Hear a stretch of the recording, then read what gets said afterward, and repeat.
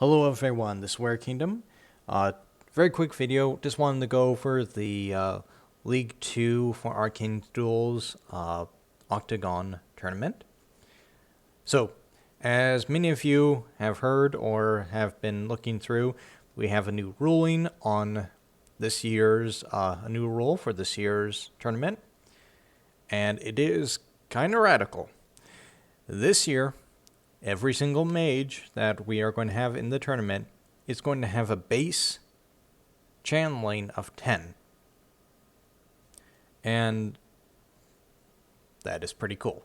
So, I just want to go over really quick some of my thoughts on how this is going to affect different mages, who's the big winners, who's the big losers in this change. As part of this, I will note that the Druid, she's going to have a baseline channeling of 10, but she is not going to gain a channeling from the Tree Bond ability. So you don't get a free 11 channeling mage, as fun as that would be. Okay, so who's the big winners, who's the big losers? And I have them right here, kind of. I think this is pretty much the order I would put them in. I would say the biggest winners is going to be the Bloodwave Warlord, mainly because Bloodwave, it has the spawn points. It has, barracks, yard, construction yard, battle forge, the sergeant. It has our goblin builder, right? It has the most familiars, the most spawn points, and it has some of the best discounts of any mage out there. So I would say, far and away, Bloodwave Warlord has the top of the line when it comes to that. I would also say that because its discounts and its abilities are more geared towards the cheaper, or not really necessarily cheaper, but more creature-oriented compared to the Anvil Throne, I put it a little bit higher than the Anvil Throne. Likewise, Beastmaster. This is the Swarm Beastmaster, the first original one, the Straywood Forest Beastmaster. And I like it. With the discounts, the layer, the fairy, the rings, I believe that this is going to really increase the potential of the Beastmaster, especially since with the battle skill, the +1 melee, you're going to be attacking part of the time. So if you're attacking, you have a layer, and you have the quick summon. You can get out, now, level 1 from the Beastmaster, but you can do wolves or whatever from the layer. But you can get out 2 decent creatures every turn and attack. I think this is a great option. It's going to be probably the ultimate swarm deck. I think it's going to be great. Okay, down. Warlock. I never thought that this would come, but I want to try it. With 10 channeling, I think I can justify bringing the spawn point in, the pentagram. I've never actually seen it really in tournament play, but with this Warlock, especially with the swarm abilities, are not really necessary swarm abilities, but plus flame and the healing for demons attacking burning creatures, demonic reward, I can see the use of a lot of small demons, and that would probably mean pentagram. Maybe turn 2, maybe turn 3 pentagram. But this should be an interesting one. I want to see how many people are going to be running this during the tournament and how many pentagrams we're going to see in the tournament. We might see the pentagram with the other Warlock, but the Crown Warlock, but we might. So this one tends to go for more flame and, in a way, curse, because you have to get the curse to get the flame bonus. So I'm seeing this one as a more apt for the pentagram. The Crown Warlock, you see more of the Rise Again, Curse, direct damage. So we might see that as well, but it should be interesting. Oh, and we also have Defrost with this one, which, not really on the same topic, but we actually might see people use Frost, which is cool. I mean, hey, we'll actually be able to see it. Okay, Anvil Throne Warlord. I put it under the Beastmaster and the Adrenalic mainly because this one, yes, it has most, or actually all the same discounts as the Bloodwave Warlord, but this one is definitely more geared towards armor. With 3 base attack, you're not going to be attacking with your Anvil Throne Warlord as much. So it's more geared towards the armor, more defensive in play. I don't know how much, I mean, we'll see. On a more interesting note, this 10 channeling is going to move us away from the standard construction yard barrack opening of the warlords. Forever and a day, we've seen construction yard, barrack, or barrack and outpost. With this 10 channeling, so 10 channeling, 20 starting mana, we can see a Battleforged barrack. And then next turn, General's Ring and Outpost. We don't actually necessarily need to see the construction yard anymore. That is going to help the Anvil Throne a lot because you're going to get the Battleforge and the barrack out turn 1. You won't necessarily be able to cast in creatures, but hey, you're getting mana from it. It's there. So that should be interesting. Necromancer. Not going to change the channeling. I put this pretty high up there, mainly because the 10 channeling, I can see the biggest difference I can see is the effect it's going to have on swarm builds, specifically Beastmaster, Warlord, and because of that, that's why the Necromancer is so high up on here. He has the poison immunity. He has the most damage to living creatures, so Idol, Pestilence, all that abilities. And most of his creatures, well, all of the non-living will not be affected by that. So he has the most to gain from the standard 10 channeling mages. Wizard. Wizard is good. I think I just pretty much put up here because we're going to see Frost, and I want to see how that affects living creatures. I'm assuming that living creatures is going to be a much bigger thing in this game, or this tournament. Priestess, again, I just put her mid-tier. Restore, Divine Reward, great abilities. I think she's just spot on, a good mage. Paladin. Paladin is going to help, 10 channeling is going to help the Paladin a lot. His biggest problem was he needed to attack. He's a very aggressive mage when it comes to Devour, the challenge tokens, all that. I mean, he needs to get those Devour tokens, but he always kind of lagged behind in the economy. I mean, his economy was just not there. So hopefully this will affect him. I don't know. We'll see. I mean, if you look at the Paladin as of right now, the 9 channeling, he could put out a Temple for 10 spawn point and a Battleforge. That's turn 1. He could already do that. So what is he going to get with 10 channeling and 20 starting mana? We'll see. I mean, he doesn't have the same discounts as the warlords. And he doesn't have the sheer damage output of a swarm build or a warlock build. So, I don't know. I'm sure that some people are going to be looking through this and trying to find some more better niches. I can see more attack spells, which might be really good with challenging and killing off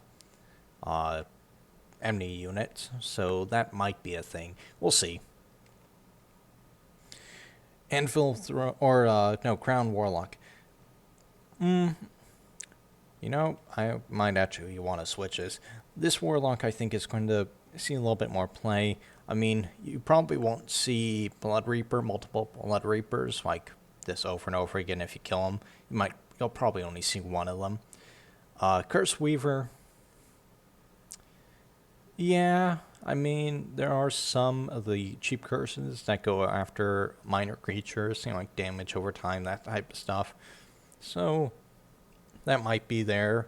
And with the battle skill, the +1 melee, this attacking and keeping the mana for other higher cost enchantments like Poison Blood, or not Poison Blood, Ghoul Rot, that type of stuff. So, we'll see. It's not as clean of synergy as some of the earlier ones, but it is there, and the battle skill, I think, is going to be a bigger factor, just because 10 channeling, battle skill, you can melee, you can do good damage, and you can still save a decent amount of mana. Jotari. Jotari is also another one that I probably should put him a little bit higher, just because I'm going to say that there's probably going to be more living creatures in this tournament. Fast, probably not as big a deal now because there's going to be a lot more creatures, I'm assuming. Wounded Prey might be interesting, the taking out creatures.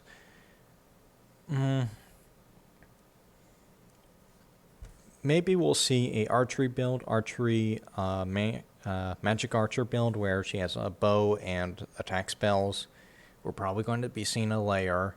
The Jotari Beastmaster tends to go for bigger creatures, so not really level 1, but maybe level 2 or 3 creatures. So it's not as noticeable when it comes to 10 channeling. You'll see a lot more of the 10 channeling like swarm builds with the level 1s. This one, it's going to be nice, but it's not going to really change up the starting or strategy for her. Which, I mean, totally fine. Druid. This is kind of the problem with the new meta, or not really new meta, but the new rules. Druid is going to take a hit. I'm going to say that the Druid is a standard 10 channeling, because like no one actually doesn't cast the tree turn 1. So you're losing, or yeah, you're basically not getting any difference in channeling. You just don't have to put the tree out right away, which is going to be cool because you can kind of keep it until later in the game when you need the healing. You can use some of the different trees. So maybe the regrowth tree. I mean, wait till you actually need it. Plop it down right where you have it, where you're fighting. Say you have a Amnal Druid. This could be a really good option. The vines are going to be interesting because swarm builds are going to be able to take them down, so you might have problems with Marya's blessing, that type of stuff. The problem with Druid is control mage.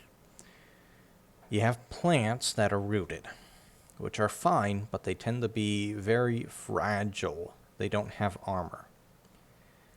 So when you're going up against multiple attacks, and lower creatures, for value, have a much better dice ratio than larger creatures. I don't know. I'm going to say people are still going to use the Druid quite often just because it's the Druid. Everyone likes playing the Druid. It's one of those favorite mages for tournaments. And the Tree Bond ability, I'm going to argue, is actually better now with a 10 channeling base, just because you're not dropping the Tree Bond at the beginning. You can wait until you actually need it. and I want to see how that affects the game. That could be very, very interesting. I would actually say this is probably a really good change for the Druid. Different play style. It's a subtle play style, but we'll see how many people actually adjust and how many people just keep it the same way. Siren. So, of the Siren games I've seen, first, not many people play Siren. Of those people that play Siren, not many people play her well. I will say that. Most Siren builds I see have water spells. So that 10 channeling is going to affect that. That is good.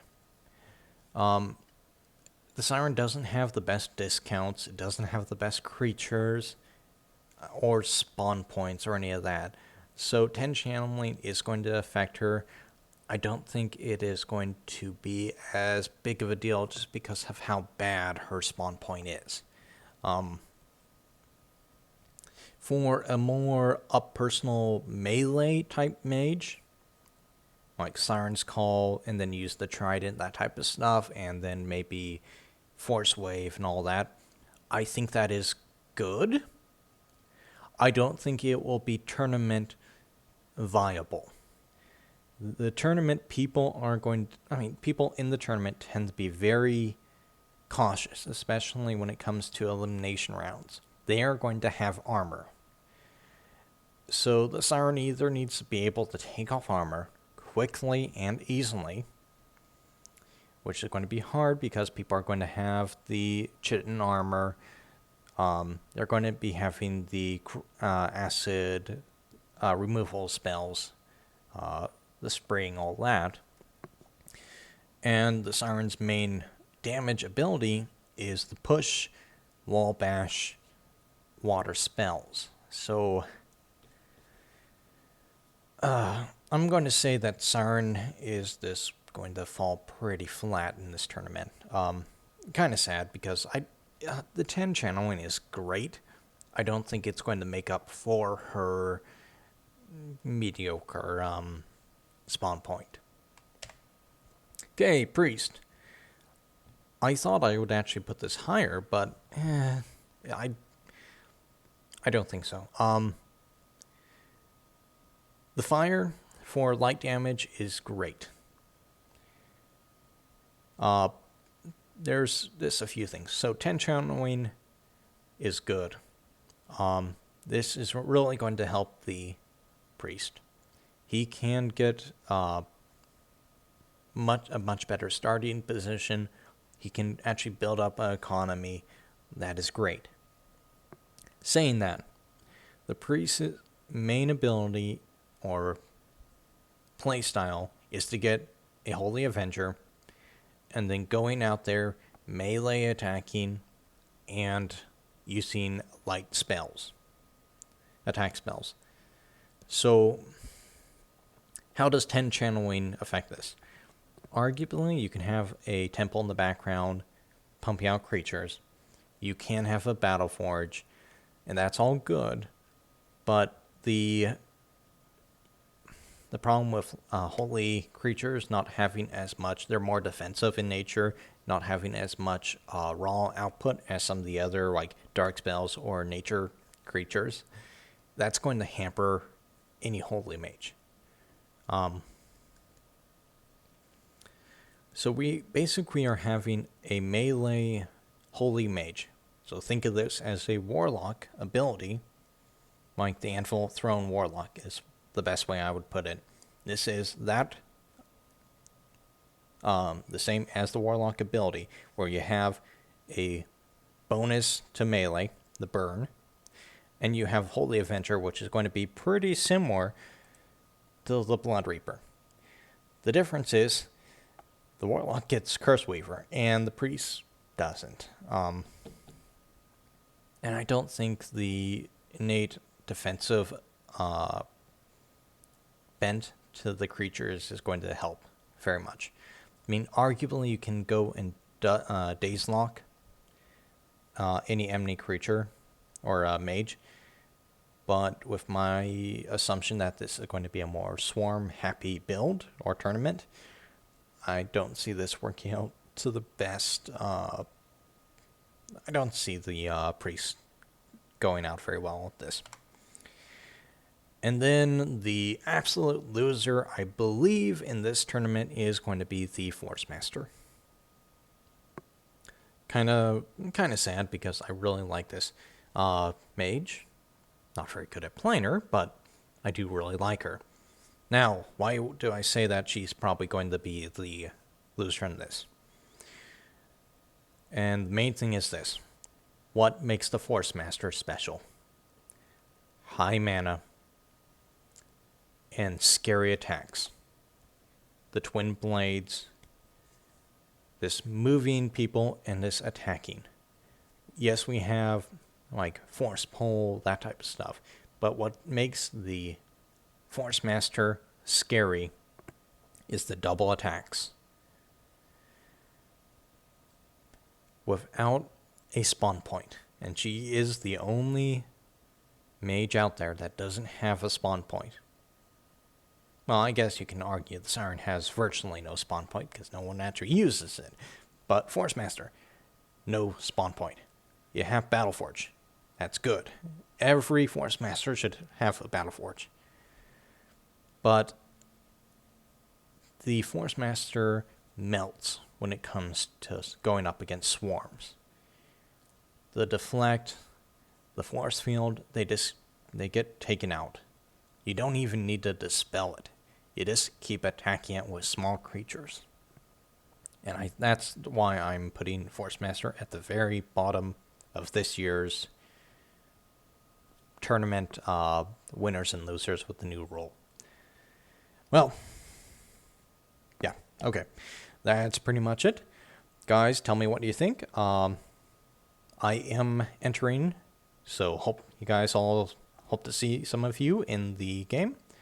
And yeah, thanks guys. Hope you have a great day.